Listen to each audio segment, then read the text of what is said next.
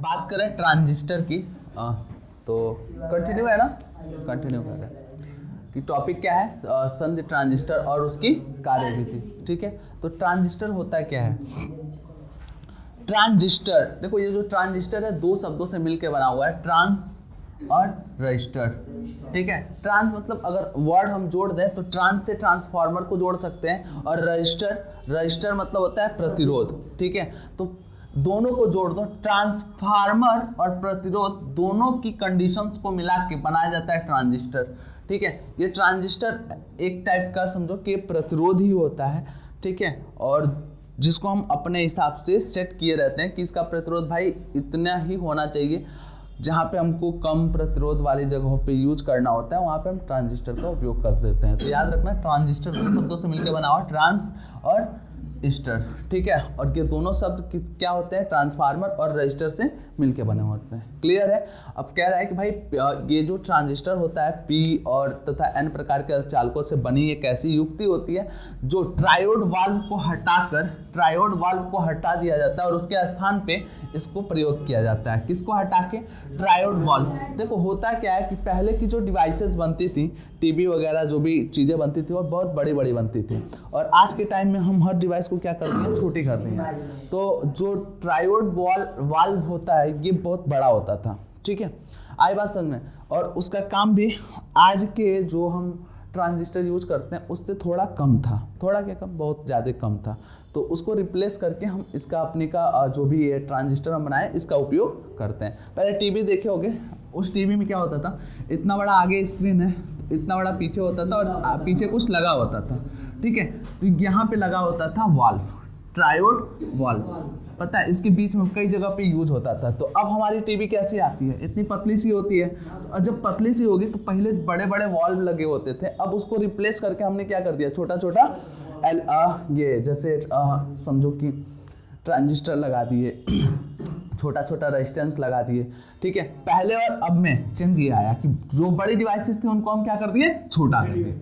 अब हम तुमसे पूछें कि ट्रांजिस्टर का उपयोग किन जगहों पे किया गया, तो ट्रांजिस्टर का उपयोग ट्रायोड वाल्व को हटाकर किया गया। किसको हटाकर किया गया? ट्रायोड वाल्व को हटा के किया गया। ठीक, अब ट्रांजिस्टर कितने प्रकार का होता है? तो ट्रांजिस्टर दो प्रकार का होता है, एक पीएनपी ट्रांजिस्टर और दूसरा एनपीएन ट्रांजिस्टर। ठीक है ना, पीएनपी आपको पहले पीएन जंक्शन पढ़ाए होंगे, तो यहाँ पे पहले पी और एन को जोड़ा जाता था, एक जंक्शन बनाया जाता था। ठीक है ना, तो पीएन डायोड कहलाता था। लेकिन अब जब हम पीएन और पी को, इनको तीन को आपस में जोड़ेंगे तो इसको हम क्या बोलेंगे? ट्रांजिस्टर बोलेंगे। क्या बोलेंगे? ट्रांजिस्टर। क्लियर है? तो ट्रांजिस्टर किस प्रकार से उपयोग करेंगे? ट्रांजिस्टर को एक प्रतिरोध के रूप में उपयोग करेंगे। क्या बाबू? ओम का नियम कई जगहों पे फॉलो होगा, कई जगहों पे फॉलो नहीं होगा, कई तरह से करंट बढ़ता है। ओम का नियम का क्या है भाई? डायरेक्ट करंट बढ़ना। ठीक, और इसमें करंट कैसे बढ़ता है? ठीक, क्लास अटेंड किए रहते हैं, आपको ज़्यादा बेहतर समझ में आता है। थोड़ा होल्ड कीजिए। ठीक, तो पीछे देखो जो भी लेक्चर है वो पीछे वाला तुम कवर करो, फिर आगे वाले पे आओ तो ज़्यादा मजा आएगा। ठीक, ये चीज़ समझ में आया? अगर हम पूछे ट्रांजिस्टर कितने प्रकार का होता है, कितने प्रकार का होता है? कौन कौन से? एनपीएन ट्रांजिस्टर और पीएनपी ट्रांजिस्टर। ठीक है, ट्रांजिस्टर किसको रिप्लेस करके ट्रांजिस्टर का इस्तेमाल किया गया? हाँ, ट्रायोड वाल्व को रिप्लेस करके किसका उपयोग किया गया भैया? ट्रांजिस्टर का उपयोग किया गया। यहाँ तक कोई दिक्कत? आगे बढ़े, चलो इसके जो भी नोट्स है, आप नोट्स अवेलेबल हो जाएंगे। हम फिगर पे चलते हैं, क्या है फिगर इसका। ठीक, देखो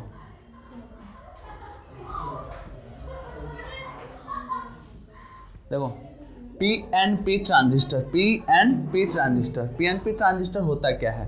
तो इसमें दो पी टाइप और एक एन टाइप के अर्धचालक लगाए गए होते हैं। ठीक है, दो पी टाइप और एक एन टाइप के अर्धचालक लगाए जाते हैं, और बीच में एन टाइप होता है। ये पी टाइप ये उत्सर्जक होता है, दूसरा वाला संग्राहक होता है। उत्सर्जक मतलब कि जो उत्सर्जित करेगा। क्या उत्सर्जित करेगा भैया यहाँ से, तो जो यहाँ से कोटर को उत्सर्जित करेगा, मतलब यहाँ पे कोटरों की संख्या अधिक होगी और इस वाले में कोटरों की संख्या क्या होगी, कम होगी। ठीक है, तो ये कोटर को उत्सर्जित करेगा। ठीक, इसलिए इसका नाम क्या बोला जाएगा, उत्सर्जक, और दूसरे वाले का संग्राहक बोला जाएगा। ठीक, अब जो संग्राहक होगा इसकी वैल्यू क्या होगी, बड़ी होगी। किससे ज़्यादा बड़ी होगी, उत्सर्जक से। ठीक, इसका कुछ फिगर देख लो। इसका फिगर में थोड़ा सा एक्सप्लेन कर देता है तुमको और डिटेल में। पहले एक चीज़ कर लो, उत्सर्जक संग्राहक। देखो उत्सर्जक क्या है, मध्यम आकार का होता है और इसमें अपमिश्रित क्या होते हैं, अधिक मात्रा में होते हैं। अब मतलब जो भी, अगर हम जैसे तुमको पढ़ाए थे कि कोई भी हम कंडक्टर, सेमीकंडक्टर कैसे बनाते हैं, मान लो सिलिकॉन था, चार्ज था, तो ये अच्छे से जुड़े रहते थे इनके बॉन्ड, लेकिन उसी में सिलिकॉन की जगह पे हम फास्फोरस जोड़ देते थे तो एक एक्स्ट्रा खाली रहा करता था कि नहीं रहा करता था। एक्स्ट्रा खाली रहने के कारण या तो पी में कौन सा समूह होता है, थोड़ा बताना। पी में कौन सा समूह होता है और एन में कौन सा, पी में पांचवा और एन में तीसरा। मतलब इसमें इलेक्ट्रॉन अधिक होगा, पी में 3 होता है,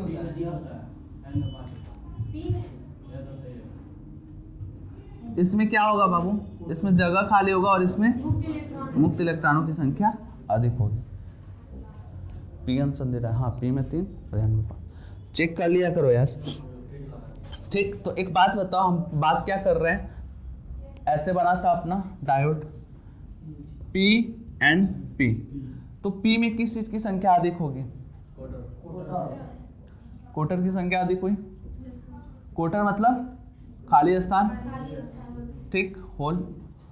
और एन में किसकी संख्या अधिक होगी, मुक्त इलेक्ट्रॉन। और इसका नाम हमने क्या बताया, इसका नाम क्या, उत्सर्जक। ठीक है, और इसका नाम क्या है, संग्राहक। तो संग्राहक में कोटर क्या होंगे, कम होंगे। संग्राहक में कोटर क्या होंगे, कम होंगे। अब सीन क्या होगा कि इसमें जितने भी इसका जो भी होगा बहुसंख्यक आवेश वाहक की मात्रा किसमें होगी, अधिक, पी में अधिक होगी, मतलब उत्सर्जक में अधिक होगी, और संग्राहक में कम होगी। अच्छा, एन में क्या होगा, तो एन में मुक्त इलेक्ट्रॉनों की संख्या होगी, लेकिन इसमें मुक्त इलेक्ट्रॉनों की संख्या बहुत कम होगी। कितनी कम होगी, लगभग 2% होगा। ठीक, मुक्त इलेक्ट्रॉन अगर बात करते हैं 100% में तो, और 95 से 98% से 2 से 5 बोल दो % होता है मुक्त इलेक्ट्रॉन, फ्री इलेक्ट्रॉन, और 95 से 98% क्या होता है, कोटर। ठीक है ना, कोटर याद रखना। पूछे कोटर कितना % होता है भाई, तो कोटर होगा 95 से 98% तक, और मुक्त इलेक्ट्रॉन कितना होगा, 2 से 5% तक। किसमें, पी एन पी में। याद रखना, क्या पढ़ रहे हो तुम, पी एन पी पढ़ रहे हो। ठीक है, तो पी एन पी में कितना कोटर, 95 से 98% कोटर होगा। कितना इलेक्ट्रॉन, तो 2 से 5% इलेक्ट्रॉन होगा। उत्सर्जक क्या होगा, तो उत्सर्जक भैया ये मध्यम आकार का होता है, लेकिन इसमें कोटरों की संख्या अधिक होती है। संग्राहक थोड़ा बड़े आकार का होता है। संग्राहक क्या होता है, बड़े आकार का होता है, लेकिन इसमें कोटरों की संख्या क्या होती है, कम होती है। नीचे दिखा दिया, बहुसंख्यक आवेश वाहकों का अधिकांश भाग संग्राहक में होता है। संग्रहण करता है, ना कि संग्राहक में होता है। संग्रहण करना और संग्राहक में होना, दोनों में अंतर है। ये चीज समझ में आए, तीनों समझ में आए। जो बीच में रहेगा उसका नाम क्या रहेगा, आधार, क्योंकि वो आधार के रूप में जुड़ा हुआ है। जहां से इमिट करेगा, मतलब बाहर निकलेगा, उसे हम क्या कहेंगे, उत्सर्जक, और जो लेगा उसे हम क्या कहेंगे, संग्राहक। संग्राहक क्या करता है, संग्रहण करता है। क्या करता है, संग्रहण करता है। उसकी साइज इस वाले से ज्यादा होती है। क्यों ज्यादा होती है, क्योंकि इसमें से भी तो जाएगा ना उसमें। ठीक है, और जाएगा तो क्या होगा, वो लेके ग्रहण ही करेगा। यहाँ तक क्लियर है, आगे बढ़े। अपना ट्रांजिस्टर कौन सा है, पी एन पी। आपको पता है, हम बोले कि यहाँ पे इस वाले में कोटरों की संख्या क्या होगी, अधिक होगी। जब कोटरों की संख्या अधिक होगी तो याद रखिएगा, पी एन पी में पी को धन सिरे से जोड़ेंगे, एन को माइनस सिरे से। थोड़ा ध्यान से देखिए, पी को धन सिरे से जोड़े और एन को क्या जोड़े, माइनस सिरे से। फिर जब संग्राहक की बात करते हैं तो संग्राहक में जो कोटरों की संख्या है वो कम होती है। कम होने के कारण हम इसमें पश्च अभिनत या उत्क्रम अभिनत लगाएंगे। उत्क्रम अभिनत मतलब पी P को हम किससे जोड़ेंगे, माइनस से, और N को हम किससे जोड़ देंगे, प्लस से। ठीक है, तो ये उत्क्रम अभिनत का काम करेगा। उत्क्रम अभिनत क्यों, क्योंकि हम तो आपको बताए थे, पीछे याद कीजिए, P एंड जंक्शन जब हम पढ़े थे तो वहाँ पे जब हम पढ़ रहे थे तो हम लगाए थे, इसको उल्टा कर दिए थे। ठीक है, उल्टा किए थे तो इसका डिप्लीशन लेयर क्या था, बढ़ गया था, बढ़ा था ना। और हम क्या कहते हैं कि वोल्टेज को हम बढ़ाते जाएंगे, एक ऐसी स्थिति आएगी कि थोड़ा सा धारा इसमें प्रवाहित होगा, ऐसा कुछ बोले थे। सेम चीज़ यहाँ पे भी काम करेगा। एक बात बताइए, अगर हम कभी भी जोड़ते हैं तो P और N में P को प्लस से जोड़ते हैं, P को किससे जोड़ते हैं बाबू, प्लस से जोड़ते हैं, और N को किससे जोड़ते हैं, माइनस से जोड़ते हैं, तभी हमारा फॉरवर्ड बाइसिंग होता है और तभी हमारी धारा प्रवाहित होती है। लेकिन अगर N को प्लस से जोड़ दोगे, और P को माइनस से जोड़ दोगे, क्या धारा प्रवाहित होगा, नहीं, धारा प्रवाहित नहीं होगा। उसको बोलते हैं रिवर्स बाइसिंग या उत्क्रम अभिनत। लेकिन उसी का विभवांतर हम बढ़ाते जाते हैं तो एक ऐसा जब टाइम आता है जिसको बोलते हैं एलवांसिव भंजक, उस भंजक पे तुरंत धारा प्रवाहित होता है। ऐसा कुछ पढ़ाया गया था, वही चीज होगा यहाँ पे। अब देखो, अग्र अभिनत लगाओगे तो हमें पता है कि N में क्या होते हैं, N में होते हैं मुक्त इलेक्ट्रॉन। क्या होते हैं, मुक्त इलेक्ट्रॉन। और इन मुक्त इलेक्ट्रॉनों की संख्या, N देखो बहुत पतला है तो मुक्त इलेक्ट्रॉनों की संख्या भी क्या होगी, कम होगी। N बहुत पतला है तो मुक्त इलेक्ट्रॉनों की संख्या भी क्या होगी, कम होगी, बहुत ज़्यादा कम होगी। और कोटरों की संख्या क्या होगी, इसके मुकाबले ज़्यादा होगी। हम बताएं कितने परसेंट कोटर, 95% से 98% तक कोटर होंगे। इलेक्ट्रॉन कितने परसेंट होंगे, 2% से 5% तक होंगे। ठीक, अब देखो, जैसे ही हम ये बाइसिंग करते हैं, फॉरवर्ड बाइसिंग या अग्र अभिनत करते हैं, तो होता है क्या है, ये प्लस होने की वजह से ये पूरा पार्ट क्या होता है, धनावेशित होता है, और ये वाला माइनस होने की वजह से ये ऋणावेशित होता है। इधर से अगर इलेक्ट्रॉन पे प्रेशर पड़े तो ये इलेक्ट्रॉन रिलीज होंगे यहाँ से, और किधर की तरफ जाएंगे, P की जंक्शन की तरफ जाएंगे, और ये बढ़ने लगेंगे। और इधर से आपको पता है कोटर क्या नहीं करते हैं, कोटर अपनी केवल घूम सकते हैं P से N पे, N से P तक। कोटर बस इसमें ट्रेवल कर सकते हैं, कोटर इस तार में नहीं आ सकते। तार में प्रवाहित होता है हमेशा इलेक्ट्रॉन। तार में क्या प्रवाहित होगा, इलेक्ट्रॉन। और कोटर कहाँ से कहाँ तक घूम सकते हैं, P से P तक। क्लियर है, N के थ्रू होके। अब जब इलेक्ट्रॉन इधर आने लगेंगे तो इस जगह पे आके क्या होगा, उदासीन होने लगेगा। जितनी कोटर हुआ और इलेक्ट्रॉन एक दूसरे को मिलकर उदासीन करने लगेगा, और इसी में धारा प्रवाहित होगा प्लस से माइनस। ठीक है, या फिर बोल सकते हो P से N की तरफ क्या होगा, धारा प्रवाहित होगा। क्यों, क्योंकि इलेक्ट्रॉन किधर से किधर जा रहा है, ठीक है ना। कहाँ से अगर नाम पूछे, नाम, तो इलेक्ट्रॉन कहाँ से जा रहा है, इसकी पोटेंशियल कहाँ से, E से B तक। पोटेंशियल कहाँ से, E से B तक, तो इलेक्ट्रॉन किधर जाएगा, B से E तक। इलेक्ट्रॉन B से E तक जाएगा तो धारा किधर से किधर जाएगी, धारा E से B तक जाएगी। क्लियर है, यहाँ पे धारा वही। आगे जब जाएगा, हम इसकी बात करें तो इसमें क्या अधिक हो जाएगा बाबू, तो इसमें कोटरों की संख्या अधिक हो जाएगी। कैसे अधिक हो जाएगी, यहाँ से अत्यधिक प्रेशर पाने के कारण, प्लस है तो अत्यधिक प्रेशर पाएगा तो ये कोटर निकल के कहाँ जाएंगे, आगे की तरफ जाएंगे ना। और जब आगे की तरफ जाएंगे तो यहाँ पे कोटरों की संख्या क्या हो जाएगी, अधिक हो जाएगी। यहाँ पे इतना अधिक मान होता जाएगा कि एक समय ऐसा आएगा कि धारा प्रवाहित होगी। और वह धारा किस बेस पे प्रवाहित होगी, एवलांसे भंजक के बेस पे प्रवाहित होगी। क्लियर, तो इसका एक सिंबल पूछता है भाई, धारा की दिशा बताइए, धारा की दिशा। ठीक है, तो याद रखना PNP भाई बंदो, PNP ट्रांजिस्टर में धारा की दिशा किधर से होगी, E से B की तरफ होगी। हाँ, इसको एमीटर बोलते हैं, उत्सर्जक बोलते हैं, इसको क्या बोलते हैं, बेस बोलते हैं। हिंदी में क्या बोल रहे थे, आधार। और वो क्या होगा, कलेक्टर, संग्राहक।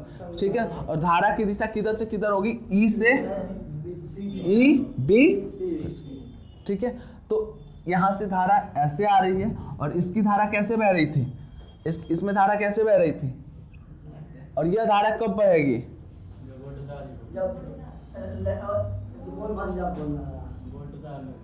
अब अगर हम तुमसे पूछें कि इसकी रचना बताओ, कार्यविधि बताओ, तो बताओगे, फिर से बताओ, कार्यविधि थोड़ा बताना हमको।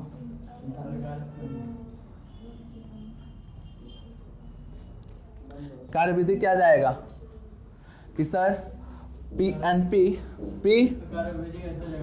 एन पी उत्सर्जक को अग्र अभिनत में जोड़ते हैं और संग्राहक को उत्क्रम अभिनत में जोड़ते हैं।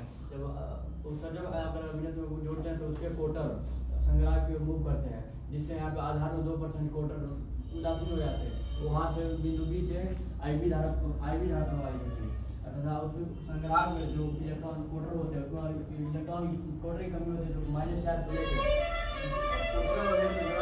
-4 से इलेक्ट्रॉन लेकर उदासीन होकर आईसी धारा प्रवाहित होती है। और यहाँ पे कोटर में जब कोटर की कमी होती है तो अग्र अभिनत में उसमें L1 टूट जाता है और प्लस इलेक्ट्रॉन कोटर लेके आई धारा प्रवाहित होती है। और ये धारा किसके बराबर होती है? भाई अगला तो तैयार है, तुम लोग का क्या सीन है? पढ़ा तैयार है? अरे बहुत मस्त है चीज़, बहुत मस्त चीज़ है। कल तैयार करके आओगे? ये चीज़ याद रखना भाई, आई किसके बराबर होता है? आई किसके बराबर होगा? आई बी प्लस आई ई, ये वाला आई बी प्लस, याद रखना I B equal to I B plus I B कहाँ से प्रवाहित होता है? आधार से। आई सी कहाँ से प्रवाहित होता है?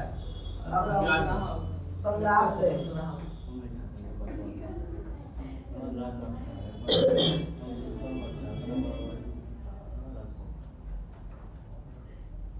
ये भाई फिगर वाइज इसी का है।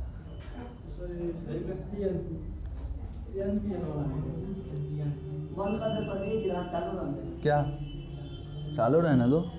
तीसरा इसके बाद वाला क्या था? N P N.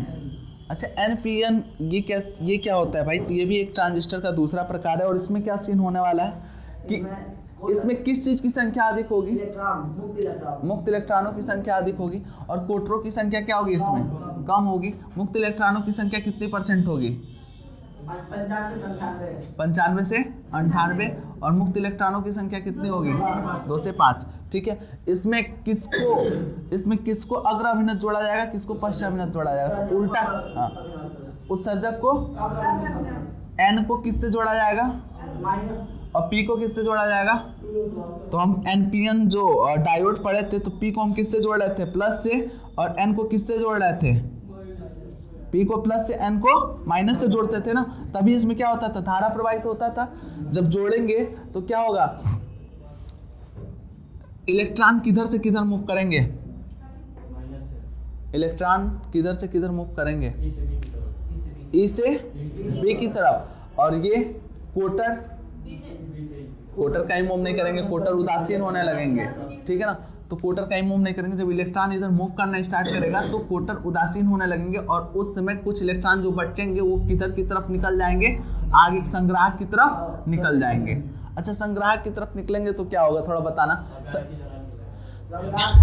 इसको प्लस से जोड़ा गया है। अच्छा ये अगर सिरा देखे तो इसको माइनस से जोड़ा गया और ये सिरा देखे तो इसको प्लस से जोड़ा गया। यहाँ पे जितने इलेक्ट्रॉन यहाँ से आगे आएंगे वो इस जगह पे आके क्या होने लगेंगे? उदासीन होने लगेंगे, आके इकट्ठा होने लगेंगे। आके उदासीन या इकट्ठा होने लगेंगे ना। उसके बाद क्या होगा? इसके धारा प्रवाहित होगा उत्क्रम अभिनत में?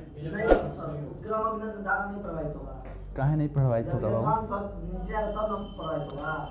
थोड़ा देखना क्या कोई ऐसी स्थिति नहीं आएगी जहाँ पे धारा प्रवाहित हो?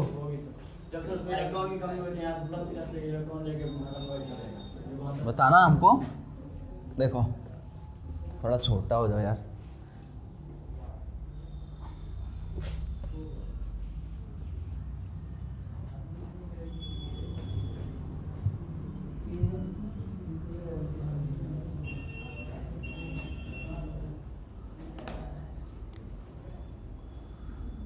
देखो इसमें क्या है कि एन वाला था ना, तो इसमें क्या था? मुक्त इलेक्ट्रॉन। इसमें क्या था? कोटर। इसमें देखो नंबर ऑफ इलेक्ट्रॉन क्या हो गया? बढ़ने लगे। और यहाँ पे अपने पास क्या था? प्लस।